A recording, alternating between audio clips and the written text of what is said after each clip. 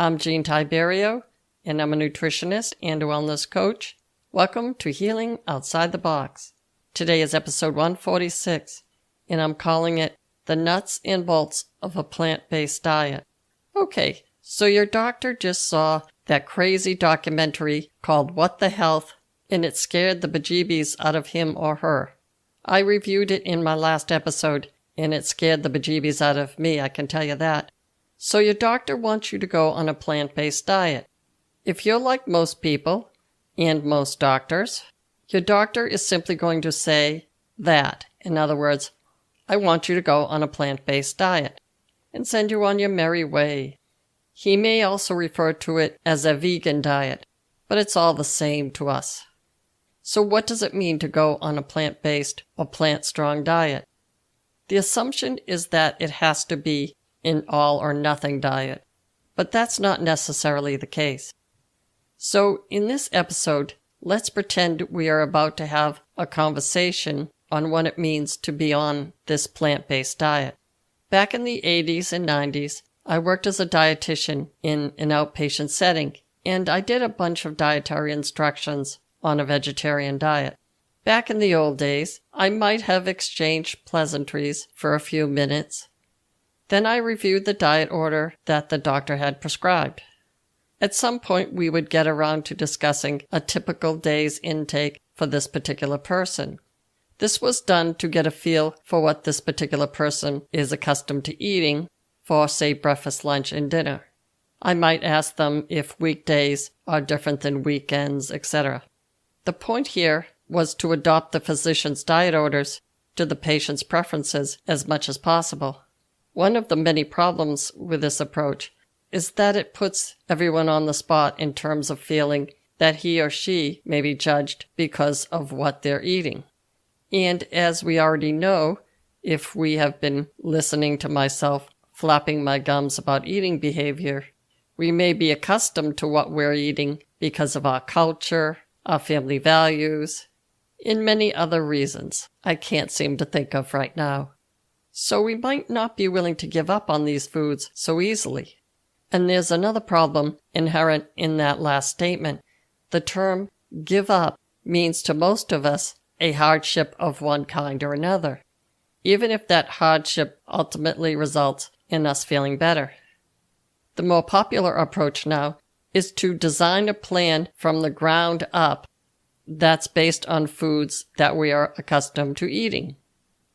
So we're not so much prying foods out of our greasy fingertips so much as rearranging our favorite foods.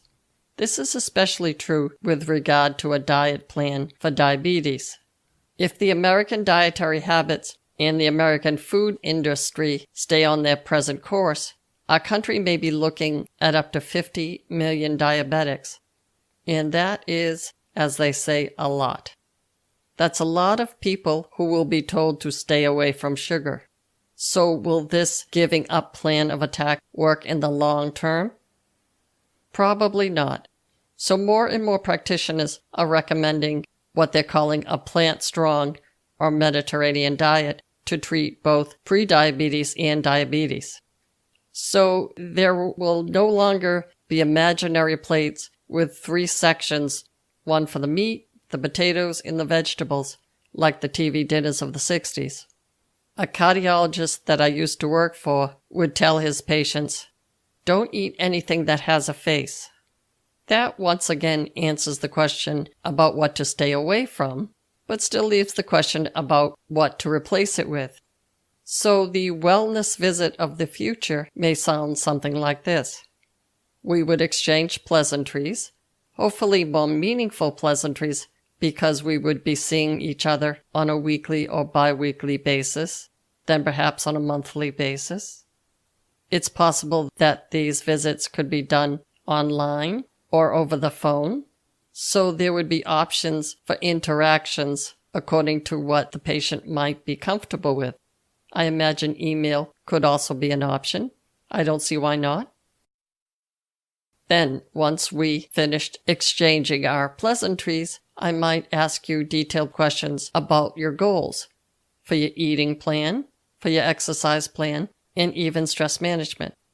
Then I might ask you to talk about what possible obstacles might get in the way of you achieving your goals.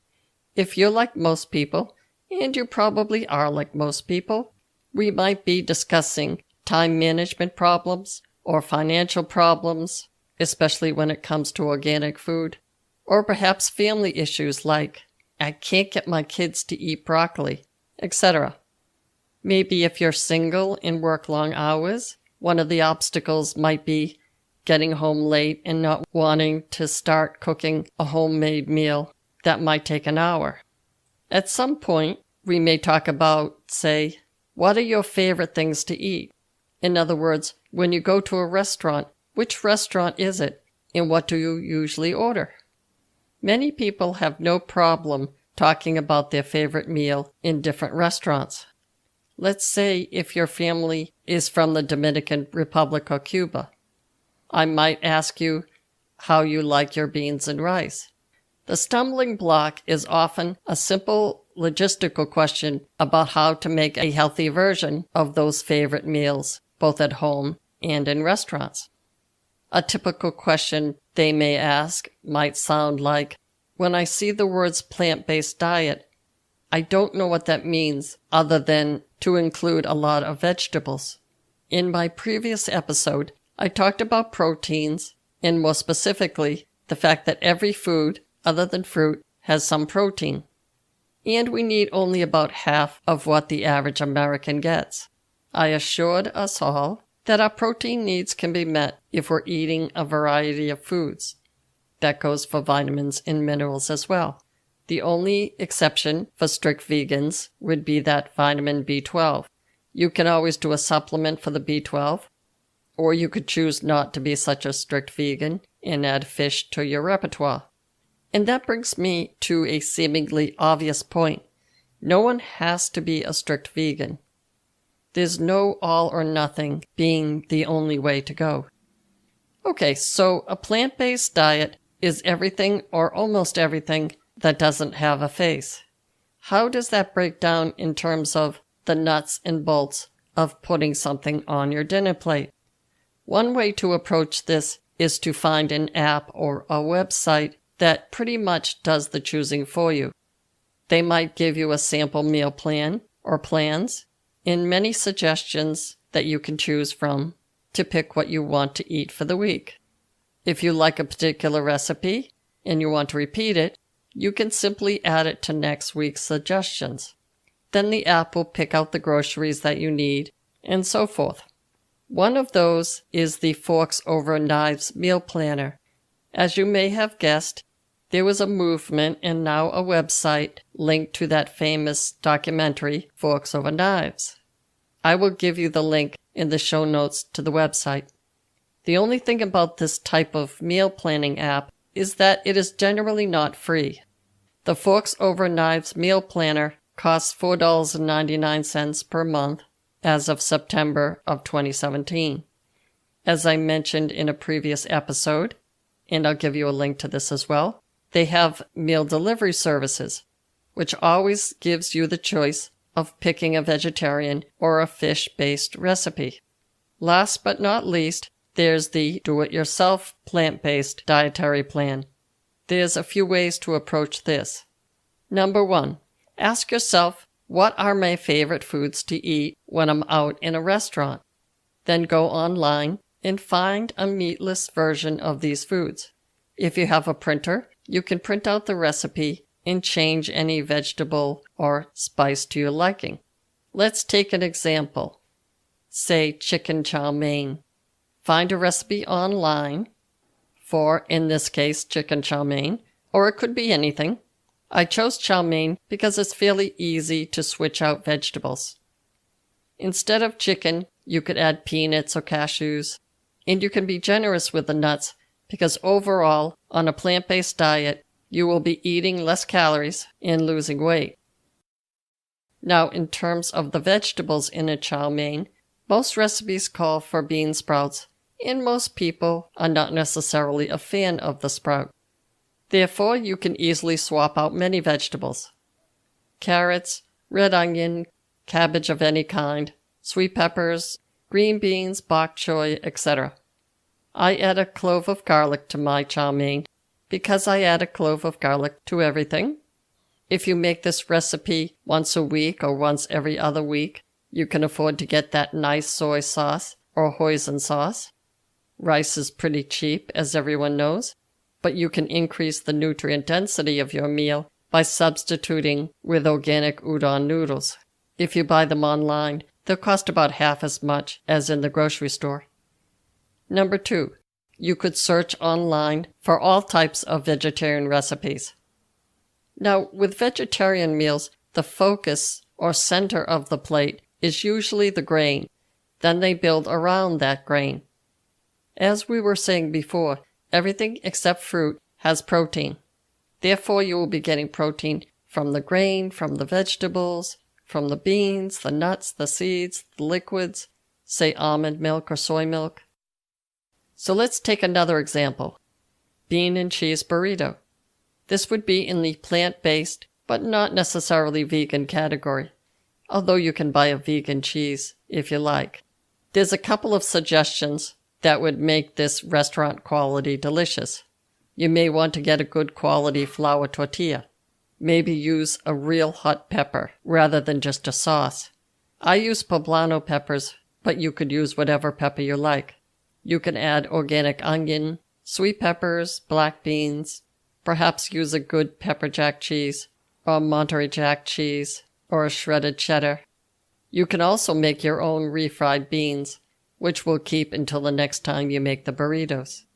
I'll add a link to the recipe in the show notes. And finally, you may want to top this with your favorite hot sauce, maybe mixed with some sour cream. Voila! Number 3, consider snacks and desserts as part of your protein-building repertoire. For example, apple crisp contains lots of oatmeal, which is a high-protein grain.